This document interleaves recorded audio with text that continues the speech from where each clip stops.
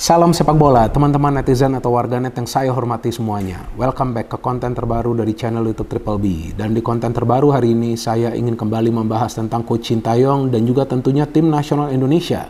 Tapi pertama-tama, saya ingin mengingatkan kembali kepada teman-teman bahwa di masa awal Coach Sintayong melatih timnas Indonesia, dia menghadapi begitu banyak masalah. Karena pada saat itu dunia dilanda pandemi. Sehingga kompetisi sepak bola dalam negeri kita berhenti untuk waktu yang sangat lama. Lebih dari 1 tahun loh teman-teman. Tapi pelatih yang satu ini tidak menyerah. Saya masih ingat, kemudian dia menjalankan pemusatan latihan bagi timnas Indonesia U20 yang dipersiapkan untuk bermain di Piala Dunia U20. Tapi kemudian Piala Dunia U20 juga diundur oleh FIFA. Dan setelah itu ada Piala AFF 2021 kan.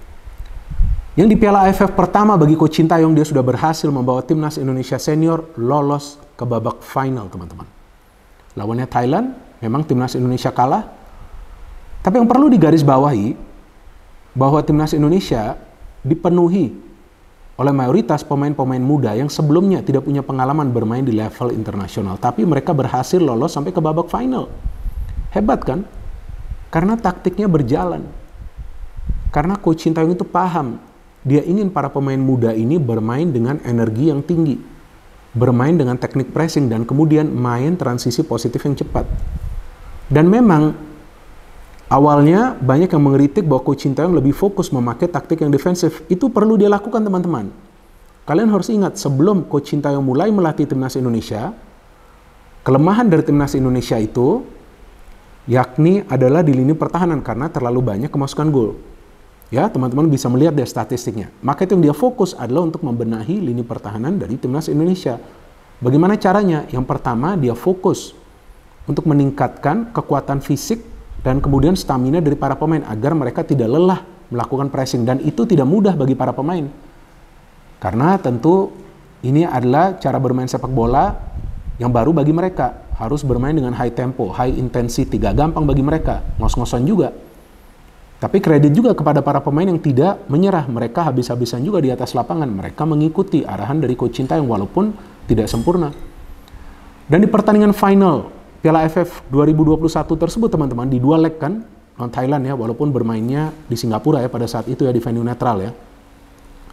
Nah, starting lineup dari timnas Indonesia itu usia rataannya hanya 24 tahun 2 bulan. Gila gak tuh? Tapi dengan mayoritas pemain-pemain muda, Indonesia itu bisa membuka mata dunia bahwa dengan mengandalkan pemain-pemain muda bisa kok sebuah timnas itu tampil mengesankan, artinya menyulitkan tim-tim lainnya. Dan setelah itu kita tahu pada tahun 2022 Coach Sintayong tidak bisa membawa timnas Indonesia senior lolos sampai ke babak final dari Piala AFF, tapi berhasil membawa timnas Indonesia senior lolos ke putaran final Piala Asia. Padahal babak kualifikasinya dimainkan away kan di Kuwait, mengalahkan tuan rumah juga Kuwait tuh pada saat itu. Kalah tipis lawan Yordania, kemudian membantai Nepal dengan skor 7-0. Sama juga dengan mengandalkan mayoritas pemain-pemain muda. Oh, dan jangan lupa satu hal lagi, ketika di Piala AFF tahun 2021 itu satu-satunya pemain senior yang dimainkan dari awal itu atau yang usianya di atas 30 tahun ya. Jadi bukan saja pemain senior, tapi usianya di atas 30 tahun itu hanyalah Farudin Arianto. Tapi hebat kan, Indonesia bisa memberikan tekanan kepada tim-tim lainnya. Bahkan di second leg lawan Thailand tuh mainnya bagus banget.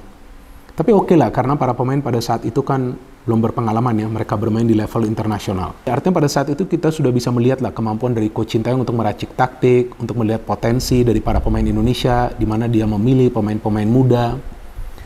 Dan kemudian diikuti juga dengan timnas Indonesia U20 yang lolos ke Piala Asia, dan juga tidak buruk permainan dari timnas Indonesia U20 di Piala Asia tersebut kan. Kalau nggak salah kita cuma kalah 1 kali. Ada menang, ada seri juga. So, bagus juga para pemain muda kita. Ya karena para pemain muda kita ini diberikan knowledge, diberikan wawasan oleh Coach Sintayong cara bermain sepak bola yang benar. Kan beberapa kali kita bisa melihat cuplikan kan Coach Sintayong ketika menginstruksikan para pemain. Yang pertama apa? Pressingnya harus benar, jangan banyak melakukan pelanggaran. Yang kedua, passing. Cara passingnya itu harus benar. Dan yang ketiga, jangan terburu-buru ketika melakukan passing, harus melihat di sekitarnya. Ada pemain mana yang free. Keempat, pengambilan keputusan yang krusial. Jadi harus pada momen yang tepat dan tidak boleh lama menguasai bola. Ya beda dengan timnas tempo dulu. Atau persis sebelum Coach Sintayong melatih timnas Indonesia. Gocek kiri, gocek kanan, dapat space shooting. Nah kemarin tuh di pertandingan lawan Turkmenistan, Raihan memberikan umpan kan, bisa saja dia shooting. Sebelumnya Witan juga memberikan umpan ke Raihan, bisa saja Witan shooting, tapi enggak. Dan memang crossing dari Raihan itu terkena pemain dari Turkmenistan, tapi poinnya dia memberikan crossing. Dan Arhan bisa mencetak gol. Kemudian gol pertama dari Ivar Jenner, disitulah kita melihat pengambilan keputusan pada momen yang tepat, pada saat tidak ada pemain Turkmenistan yang mengawal dia atau menutup ruang dia, jadi dia melepaskan tendangan. Jadi yang krusial itu adalah pengambilan keputusan. Ya kalau ketemu Vietnam, ketemu Thailand, ya kita masih bisa mengalahkan mereka juga, ya kan? Di Piala AFF U23 lalu kan, kita bahkan mengalahkan tim tuan rumah Thailand. Ya di final aja sih kita gak beruntung, kalahnya adu penalti, tapi secara permainan kita jauh lebih baik daripada Vietnam kan. Nah jadi memang apa yang dilakukan oleh Coach Sintayong itu adalah sebuah proses secara bertahap. Pertama, dia memilih pemain-pemain muda, dia coba untuk membenahi teknik permainan dari para pemain muda ini dengan pertama-tama menguatkan fisik mereka dan juga stamina mereka. Kemudian pertama-tama itu awalnya itu taktiknya lebih defensif, tapi sekarang mulai berani bermain terbuka karena pertahanan sudah solid. Nggak seperti dulu. Plus ditambah pemain-pemain keturunan yang bisa meningkatkan level permainan dari timnas Indonesia. Dan sekarang kita lihat timnas Indonesia di level senior atau juga U23 atau juga U20 sebelumnya ketika dilatih oleh Coach Sintayong berani bermain terbuka karena pertahanannya sekarang sudah solid. Jadi Coach Sintayong ini melakukan sebuah perubahan secara bertahap, gak langsung dia melakukan perubahan tersebut atau dia meminta para pemain untuk bermain sesuai dengan keinginan dia, enggak. Perlahan-lahan, kalau enggak para pemain juga sulit dong mengikuti arahan dia. Kan mayoritas adalah pemain-pemain muda. Tapi ada tapinya nih. Kalau menurut hemat saya, proses yang dijalankan oleh Coach Sintayong dengan progres yang sudah kelihatan, ini belum selesai. Kalau menurut hitungan saya, ini baru 40% teman-teman. Nah mungkin kalian bingung loh, masa baru 40%? Iya. Ya teman-teman coba lihat saja, susunan pemain starting lineup dari timnas Indonesia senior ataupun U23, mau main di pertandingan uji coba ataupun ketika bermain di turnamen, pasti ada perubahan yang dilakukan oleh Coach Sintayong di starting lineup. Itu mungkin juga terkait dengan strategi, tapi kalau saya melihatnya, karena memang Coach Sintayong masih belum bisa menemukan kerangka utama dari timnas Indonesia senior dan juga U23. Kalau formasi biasa dia rubah kan, taktik juga biasa. Ya itulah kehebatan dari Coach Sintayong, dia tidak selalu memakai formasi yang sama dan juga taktik yang sama. Itu kehebatan dia, tapi kerangka utama ini belum dia dapat. Nah artinya Coach Sintayong ini membutuhkan waktu yang lama teman-teman. Belum selesai proses yang dia jalankan ini. Nah artinya saya juga masih menunggu nanti dari PSSI keputusannya seperti apa untuk memperpanjang kontrak dari Coach Sintayong, atau ya udah setelah Piala Asia untuk timnas Indonesia senior ya di awal tahun depan, ya mungkin setelah itu Coach Sintayong tidak menjadi pelatih lagi dari timnas Indonesia. Nah kita kan belum tahu nih, ini kan masih misteri. Memang sebelumnya yang saya baca beritanya bahwa ditunggu dulu nih nanti di Piala Asia seperti apa nih timnas Indonesia. Nah kalau gitu ya kita harus tunggu sampai Piala Asia tahun depan ini selesai. Awal tahun depan kan, bulan Januari kan, Piala Asia itu sudah digulir ya. Dan Indonesia berada di grup yang berat kan. Ada Irak, ada Vietnam dan Jepang. Tapi ya menurut saya nggak perlu takut juga lah ya. Para pemain kita harus berani, harus punya mental yang kuat. Belum juga bertanding jangan takut. Cuman memang ya faktanya grupnya ini grup berat. Tapi ya ini yang sekarang kita tunggu nih, seperti apa nanti kelanjutan dari Coach Sintayong, apa tetap dipertahankan atau enggak. Karena yang membentuk timnas Indonesia U23 ini kan adalah Coach Sintayong dan juga jajaran asistennya. Karena ada pelatih-pelatih lainnya. Nah seandainya memang Coach Sintayong tidak diperpanjang kontraknya, nah siapa yang nanti akan melatih timnas Indonesia U23 di Piala Asia, kalau nggak salah di bulan Maret atau April yang akan diselenggarakan di Qatar. Nah ini masih sebuah tanda tanya. Jadi ya sekarang tinggal kita tunggu. Apakah Coach Sintayong akan lanjut, atau mungkin nanti kita punya pelatih baru.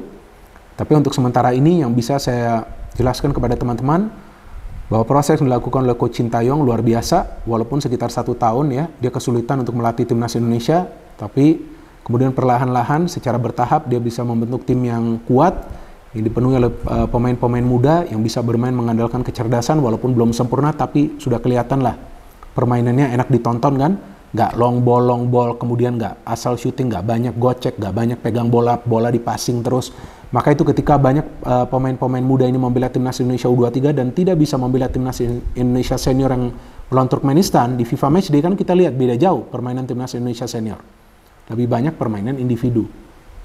Ya kan, kita gak melihat sinergi antar lini. Jadi kita tunggu saja teman-teman nanti bagaimana masa depan dari Coach Sintayong. Ya tentu saya berharap bahwa proses yang dimulai oleh Coach Sintayong diselesaikan oleh Coach Sintayong. Karena ini tim yang dia bentuk mengandalkan pemain-pemain muda yang memang dia melihat ada potensinya, sehingga sekarang kita bisa melihat pemain-pemain muda tersebut punya mental yang kuat, alias mental baja. Arkan Fikri lihat, luar biasa. Komang Teguh lihat, luar biasa. Ya, Rizky Ridho semakin matang. Hernando Ari top. Ya, kemudian di depan kita lihat ada Marcelino Ferdinand. Ada juga sebelumnya Zanadin Faris, ya kan permainannya bagus juga, tapi memang dia cedera.